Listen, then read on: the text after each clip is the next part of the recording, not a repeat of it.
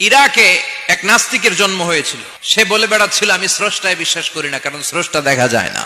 ইরাকের লোকেরা বলল আমাদের একজন ইমাম আছে, নাম নুমান ইবনে সাবিত, যাকে আমরা আবু হানিফা বলে চিনি। সবাই বলল তুমি যে স্রষ্টারে খুঁজে পাও না, আমাদের ইমাম তোমারে স্রষ্টা দেখায় দিবে। সে বলল ঠিক আছে, তাহলে তোমাদের ইমামরা আসতে বলো। এই ডিবেট দেখার জন্য হাজার হাজার মানুষ এসেছে ইরাকের কুফানগরীতে, সবাই এসেছে।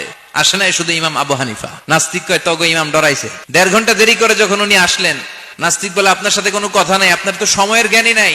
ইমাম আবু হানিফা বললেন ইনদি উযর, আমার ওজর আছে। কি ওজর? বললেন আমি যখন ঘর থেকে বেরোই আমার বাড়ির সামনে বিশাল এক নদী পড়ে যায়, আর এই নদী পেরোতে আমার নৌকা ব্যবহার করতে হয়। আজকে এসে দেখি নৌকাও নাই, মাঝিও নাই, কিচ্ছু নাই, কিভাবে পার হবো? হঠাৎ দেখলাম নদীর পাশে বিশাল বড় গাছ, গাছটা হঠাৎ এমনি এমনি 2 টুকরা হয়ে গেল।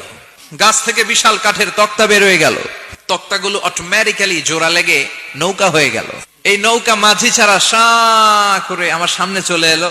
আমি নৌকায় বিসমিল্লাহ বলে বসে পড়লাম। হঠাৎ নৌকা আমারে টান দিয়ে ওপারে নিয়ে এলো। তারপর আমি আপনার এই ময়দানে ছুটে এসেছি। এই যে গাছ কাটা, তক্তা হওয়া, নৌকা হওয়া, মাঝি ছাড়া চলা, এই প্রসেসিং হতে আমার 2 ঘন্টা সময় লেগেছে। I am extremely sorry for that. নাস্তিক নেতা বলে তোকে ইমাম গাঞ্জা খাইছে, তোদের ইমাম মজনুন, জুন্না আলাই, মাথার তার সিরা নিয়ে যা। ইমাম আবু হানিফা বললেন ময়দানে আমারে গালি দিলেন কেন? নাস্তিক বলে কেমন কথা আপনি বলেন?